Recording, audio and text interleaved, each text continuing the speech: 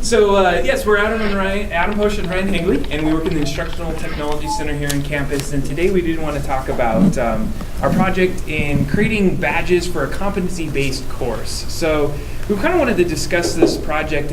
We started thinking about it at the beginning of summer of 2013, and we really wanted to deploy it right before the fall semester. And one of the things that we were looking to do is to expand our training offerings on an online environment a little bit more than just the face-to-face instruction that we had been doing in the past, and really expand our ability for users to use the LMS that we have on campus. We had a lot of use of the LMS on campus, but not in the way that we really wanted it to be used, in the more of the advanced kind of ways. So we wanted to develop a place that instructors could reference the materials, but also be motivated to go through the various modules that we were creating. And the thing is, like most places, we had limited resources, little money, and there's really only two of us to kind of get this off and running. So we had a lot of stuff that we needed to do. So what we're going to do is we're going to have an overview look at this whole process that we went through of developing this course and some of the things that we found along the way, and then how we've been able to evaluate at the end.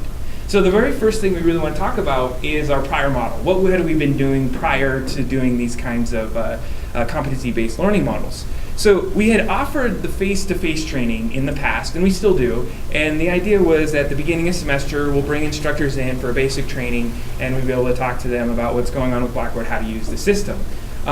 We found that we were putting a lot of time and energy into offering these sessions with relatively low attendance.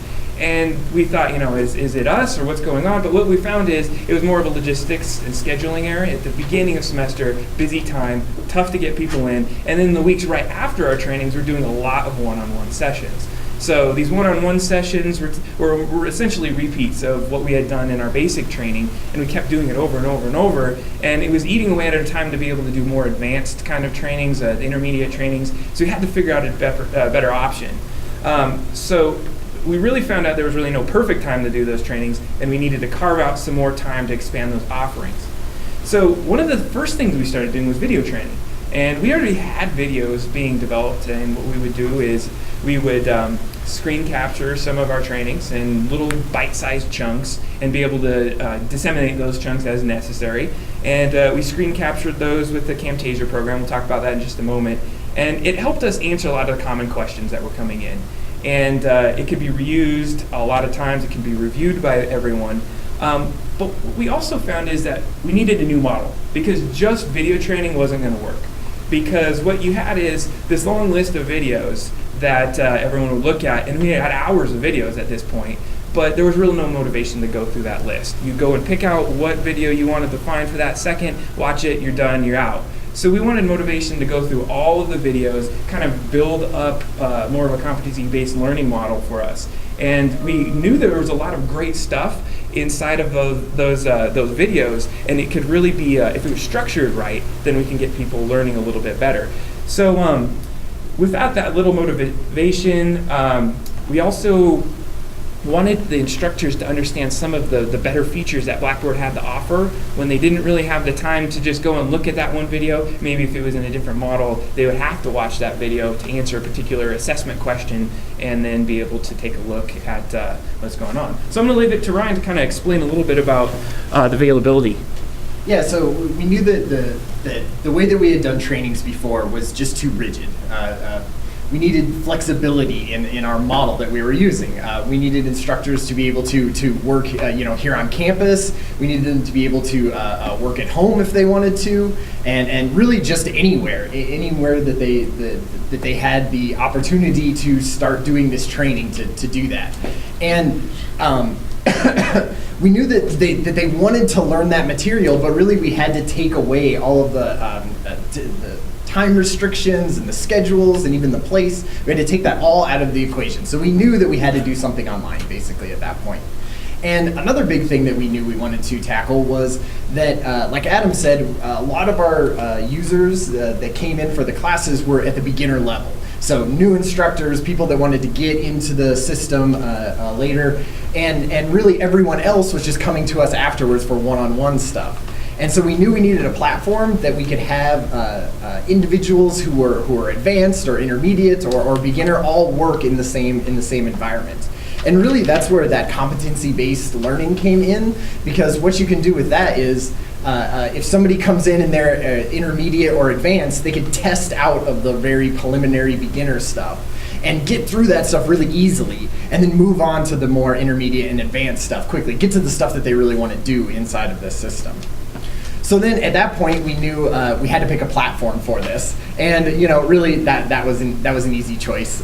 We chose Blackboard, and there was multiple reasons for doing that. One is the main LMS on our campus, and really we wanted them to be learning in the same platform that they would be eventually teaching in. So that makes sense. They're getting exposed to the whole system while they're learning about it. We also knew that we wanted them to get a feel for the system from a student perspective, because they'll be going in and they'll be working in the discussion boards, they'll be turning in assignments, they'll be taking tests. And when you understand the system from that side of it, when you go on to the other side and you're the instructor, then it's easier for you to create classes out of that when you have that knowledge. So then the final thing is that we wanted to show what Blackboard could do. A lot of times instructors use it as a place to upload their syllabus or to just dump a bunch of PowerPoints or something like that. So we thought if we had new people and then we were showing them the system in a unique way, a way that they could maybe get some inspiration for their class when they actually started developing that on their own. So there were some obstacles that we initially saw going through this process, and we wanted to make sure we could actually pull this off. We had a pretty short timeline. We got the summer there, and we don't just do trainings, we also field calls and do a lot of other stuff, so we wanted to make sure that we could get to this area. So we identified what some of our obstacles were and some of the workarounds that we could take a look at. So we knew that we really wanted to produce a high quality course as best as we could. It had to be complete, or at least complete to a specific a goal that we had, at least to the intermediate side. We also wanted to make sure that registration was painless. You notice that when you go to an online thing and you get a full page of registration, it's kind of daunting to go through it and can distract people from even wanting to participate in something. So we knew that we needed to have simplified registration.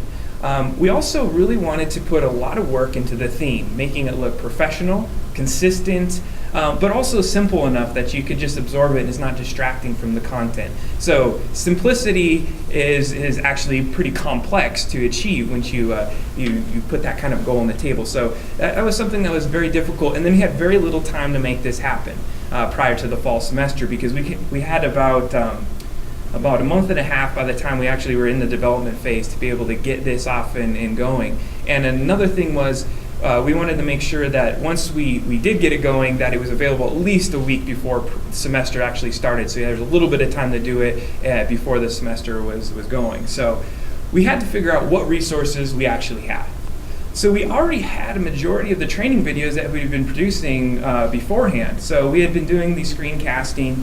We had, at the time of we started, I think about 2 hours of actual video training, and they're all broken into little 5 to 6 minute bits of video on specific tasks and things that you could do within Blackboard. So what we did is we took a majority of those videos and we started kind of reorganizing them, figuring out what areas those videos would look, figuring out where the holes were, where we could fill those things in to kind of bridge the gap between the different levels. So we had three levels: basic, intermediate, and then advanced. And then we had to, we already had done some researching into badging. We had about 6 months in on it. We had been hearing about it a lot of time, the idea of gamification in education. We're not going to go on that side, that's a whole nother conversation, but this is just an element of that gamification. So we figured we could start there and see how that would work out. We had actually developed some badge templates, so we kind of got ahead of the game there in regard to knowing what the badges would look like. We had actually been developing a lot of our imagery for the videos that we're putting out there to put some consistency between all those. So we were able to borrow some of the assets that we developed there and integrate those into our badging system. And then we also had the advanced Blackboard experience. So we know what the system can do in and out, and we really wanted to stretch it as far as we could so that we could actually pull this off as a competency-based model. So we wanted to look at what tools we should use. So we already discussed Blackboard was one of the very first things that we definitely needed to use because we wanted everyone to have that experience in there. But then we needed a system to develop our vector-based graphics. So the graphics were to be simple, and if you know the difference between kind of vector graphics and bitmap graphics, vector graphics are typically made out of geometric shapes, pretty simple kind of presentation, and Adobe Illustrator is what we chose to create a lot of our graphics, actually all of our graphics. And then we used Google Forms, which is actually a pretty helpful tool that allows you to create a form pretty easily, send out a link, people can input into that form, it sends all that information right back into a spreadsheet. So we used it threefold actually.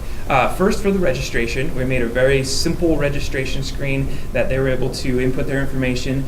And then once that information was sent in, we actually found this tool that was an autoresponder. So the second you hit submit on the registration, it auto-responds to our registration, whoever registered, and give them a little bit more insight as to what they're about to do, when the course is going to start, where it's going to be, kind of just get them comfortable. That communication, that instant feedback was important to us. And then finally, we also used it for our evaluation. So once you got through the course, you were able to get a little bit more insight as to how well we did and where we needed to make some improvements, because you always are going to be making improvements when you get through these kind of courses. So we did use also YouTube to host all our videos. So we hosted it on YouTube for a few reasons. Number one, it was pretty reliable. Number two, it has auto captioning for accessibility. It's not always the best on the auto captioning side, but they have the ability to jump in there, and we could use our work studies to kind of edit some of those captions and affect that, so that if there's anybody that was watching our videos, they at least had that extra opportunity to get a transcription of it. And as a side note, we also had our work study transcribe our videos in a step-by-step process, and we integrated various PDFs and things within our course so that it was pretty accessible to anybody that would want to learn Blackboard. And then finally, we used Camtasia as our video platform, so we screencasted, essentially captured the screen of what we did, and we just narrated as to what we were doing in a concise manner. So the basic setup of our self-paced course, before we really get into the badging aspect of it, is we created about 12 modules, and those modules had increasing difficulty. And it started with basics like logging into the system, and it ended with more advanced scenario-based situations. So you were only allowed to move on to a more complex subject after taking a short assessment. So for example, you may watch 4 little videos, you have an assessment, and then you earn a badge. And we're going to get into the badging in just a second here, because that's really a core of what we were trying to do as a motivator. But what was really competency-based was, if you already had a lot of the basic knowledge, you can jump right to the assessment, take the assessment, move on to the next level, and progress through the entire course until you hit to something that you need to get a little bit more learning on. So I'm going to throw it to Ryan to talk a little bit more of the badging aspect. Yeah, so so we're 11 minutes in and we're finally talking about badges. So badges were rewards that we gave to users to motivate their behaviors or represent achievements or contribute to goal setting within the course. So people have been using badges for a really long time. Physical badges, the military gives out badges, Cub Scouts give out badges. We're talking more about digital badges, and digital badges are a little bit newer. They've been really picked up over the last few years for social media sites and for video games, obviously. And they use them for a lot of the same reasons. They want to motivate their users to come back and to use their products. They also tap into a little bit of completionist psychology. So they want, if I have 5 of these, part of the human psychology makes it that I want to get all 6. So that's part of it that motivates people. And then just also reputation within their course or within their systems. And so we wanted to harness in all of that. So we basically use these to encourage our users to keep going in the course and to get back in and finish this, because it was an optional course, so they could bail out at any time. There was nothing keeping them there besides the motivation to learn the stuff. So that's what we wanted to do badging for. So really we had 3 different types of badging, and they were completion badges, master badges, and unique badges. And our completion badges were the very lowest of there. They're basically participatory badges. So you went in, you did a module. If you completed that quiz that would allow you to move on to the next section of content, then you got a badge. So really, it was just saying, good job. You can move on to the next one. It lets you show where you were in the course, basically. And then we always had motivational language that we tried to keep entertaining. Part of it was that we wanted to make it so that you wanted to see the next badge. You wanted to be encouraged that you had this. And these completion badges always sort of motivated you to try to get the master badge, which was our next section of badges. So master badges were if you got a 100% perfect score on the quiz. So what's the difference? Well, we wanted everyone to do as well in the class as they could, and these went towards larger goals. So the physical badges were a little bit more complexly designed, so that they look like that you would emphasize their importance, basically. And then we also had these for a larger goal. So we had leaderboards, and we had certificates that they would earn at the end, and whether or not you got master badges as opposed to just the completion badges really depended all on those larger goals. So the final ones that we had were unique badges, and so these were badges that were outside of our system. So basically, it wasn't if you passed a single module and moved on to the next one, you got either one of the completion or master badges. These were ones that were unexpected, that we wanted to give users just for completing something that we thought was really helpful to everyone, or to themselves, or to really motivate people to get back into the system. One of the ones that we did was first, so being the first group of instructors to enroll in the class in the first week, they got a unique badge. We had dedication, users who spent the most time in the course that week got a specific badge. And then if your college was on top of the leaderboard for that entire month, then your whole group got an extra badge. And really that was just to sort of motivate people to check their badges, and also to talk to each other about different badges that they had got, and then obviously we tried to keep all the wording and stuff entertaining. So competition, we knew that we wanted competition to be part of this, because a lot of times people are motivated by having a larger group. And so what everyone did is, right when they signed up for the class, we asked them, which part of the college are you in? And then we grouped everyone into their specific colleges at the university. Then if you earned a master badge, then it went to your part of the leaderboard. And so we wanted this really to get people into the system and caring about earning the master badges, which was being a master at that certain section, and then also just to give people grouping together so that they could talk about that in discussions and maybe bring in some new people. If you knew that HSB was at the very end, or very bottom of the list, you might try to bring in some more instructors. So, and then finally we had completion certificates, because we didn't have a grade to give anyone. We knew that we needed a goal for them to finally get towards, to work towards. And so, and again, we had two different types of certificates that they could earn. They could just earn the normal one, or they could earn a master certificate. So if you earned all master badges for that certain section, like beginner or intermediate or advanced, then you could get the master certificate that said you earned master badges for all of these ones. And really it was just to help you, motivate you to want to do the master completion of everything. Great, so now we're at the evaluation stage. So the course is still ongoing right now. We're actually haven't cut it off at the very end, so we're still evaluating yourselves throughout the entire process. If you're familiar with certain design principles or methods, we're using what's called the ADDIE model, where you analyze, you design, you develop, you implement, and then you evaluate. I mean, evaluation is kind of always there at every stage of the process, and then you continually re-go through that process. So it's pretty cyclic at that point. So we're always in the evaluation stage, but just wanted to give you a little bit of insight of how we're doing some of this evaluation as to how well we're doing. Is we're using Blackboard's built-in mechanisms to kind of see how often people are getting into the course, how many people have actually got into the course in entirety. So we had 45 registrations when it was all said and done.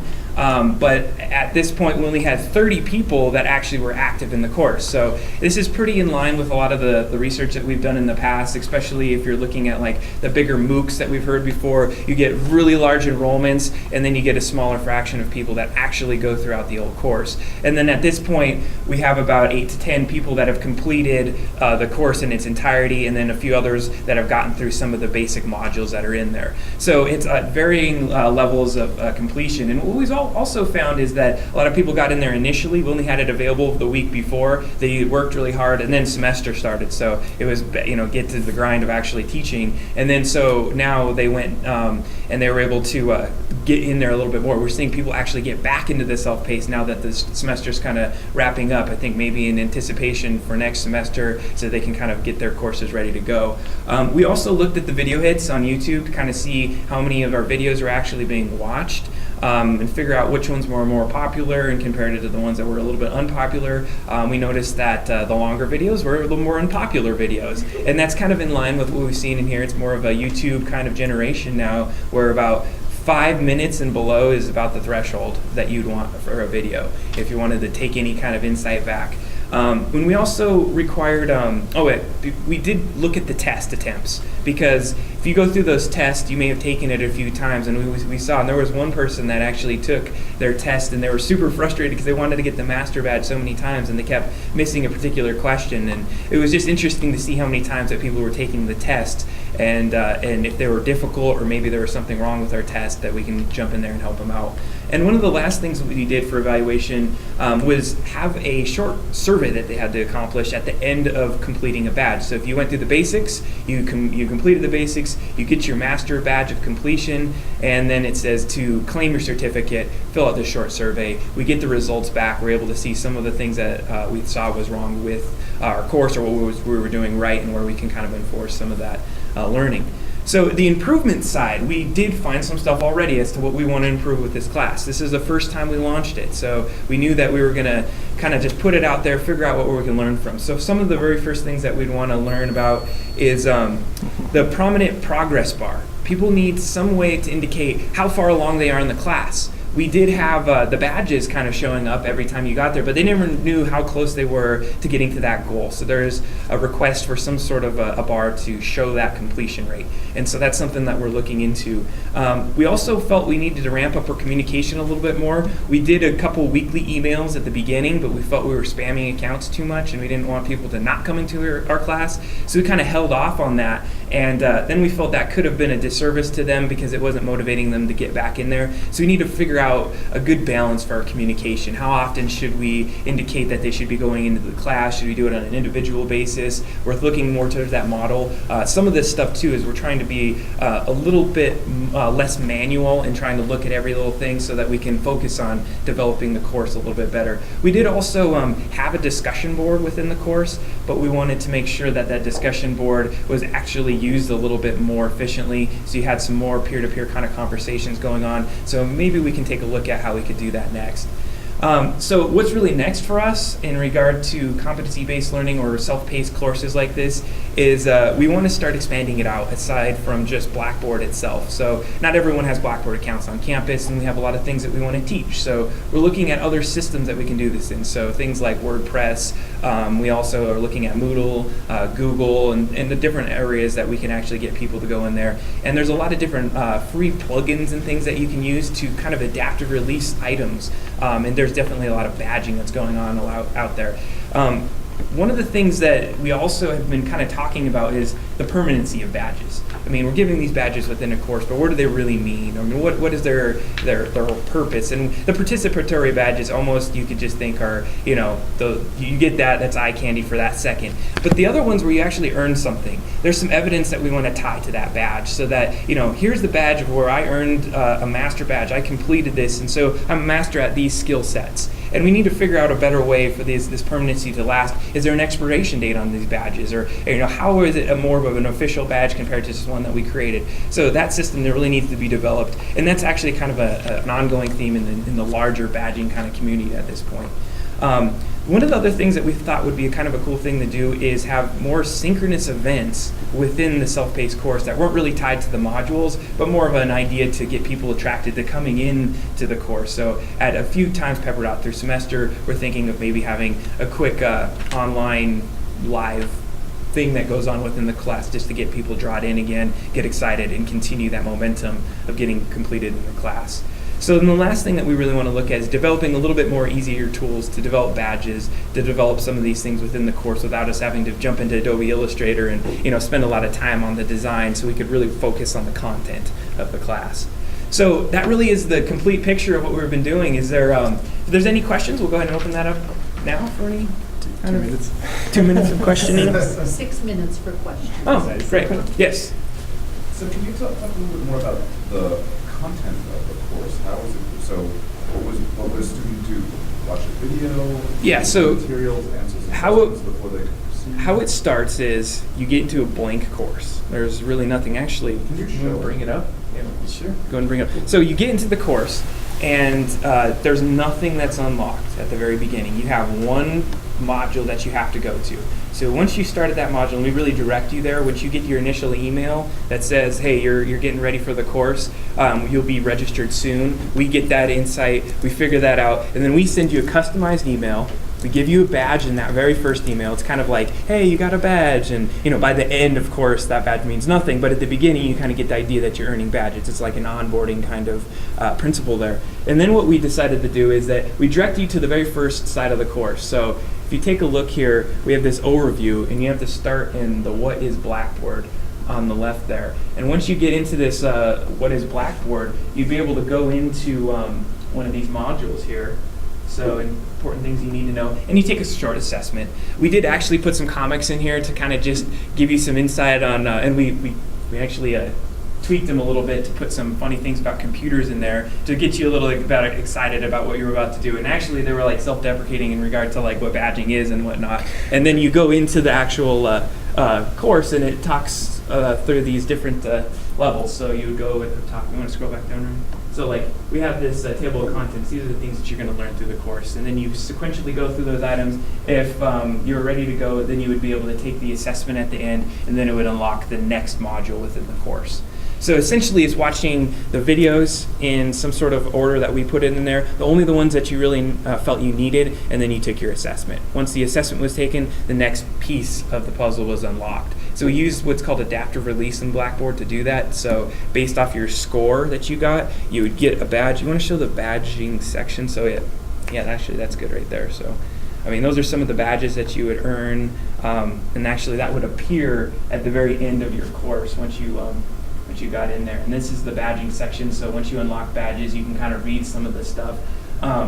You'll notice that we have both badge sets. We're in the admin view right now, but you'll either only get the master badge or the basic badge. And typically when you got one of these, the basic badges, you would, it would chide you to kind of like, hey, okay, you got a D+, that's great, right, let's go on. And it would really, most of them had that kind of verbiage in it that would say, hey, go ahead and try to get that master badge. And we noticed that actually was helping people. Somebody's like, I don't want a D+, I want that master badge. So it seemed to work pretty well, and we got some good input from that. Does that kind of explain where we're going with that? So it was basically videos, assessments, and then unlocking and continuing. Any other questions? Go ahead. So, so you mentioned there was a forum that people could discuss things? Yeah, so we had a discussion board. So was that used much? It was not used much. Yeah. And I think part of the reason is there was so much other content that I don't even know if they felt they knew that discussion board exists. We need to do a little bit more to get that more of a community-based area to get people in there. And I think prompting people to go to it for a specific reason. We just sort of set it out there, and we're like, if you want to talk about stuff, sort of put it out there. We did have like an error reporting zone, just so like, okay, this test is not working, or this video has something that's messed up in it. And so we did get that to work a little bit. But then we would also talk about specific things that were going on. So we did have a problem where if you were using it in a certain browser, this one test would not work. So we said, hey, use this browser in this particular scenario and things like that. But our goal would be so that people would get into that discussion board for our next iteration of this and start talking about, hey, this is what I'm doing in my class. Oh, that's a great idea. That's what I'm doing here. And we're almost even thinking that Blackboard might not be the best place to have that kind of discussion, maybe on an outside resource in a different forum that's a little bit more accessible, a little bit easier to get into. You could give badges for posting something. And I think that's where we're going. The biggest issue is we had 45 people, 30 active users in the course, and so we felt it was really difficult to start badging based off of like certain things that we did. We did have the unique badges, but then it became kind of like this nonstop thing of us being in there and saying when we could badge someone. Just to give you what's going on though with Blackboard or some of these other systems is they're making it easier to set up criteria to when a badge would be awarded. So we're optimistic. There's this new thing called achievements coming in Blackboard, at least for the next semester, that you can set up that criteria, and we can make it so you post, X amount of times in there, then you do get an extra badge on that. So that, I mean, that's actually a great suggestion. I think we need to look a little deeper. And also, we built this from scratch at the beginning of the summer, so there was so much that was in this site. I think we already, right when we first deployed it, we're like, oh, we should do this, this, and this, and we had run out of time at that point. We didn't want to include another whole element until we could make sure we could actually deliver it properly. Cool. Thank you very much.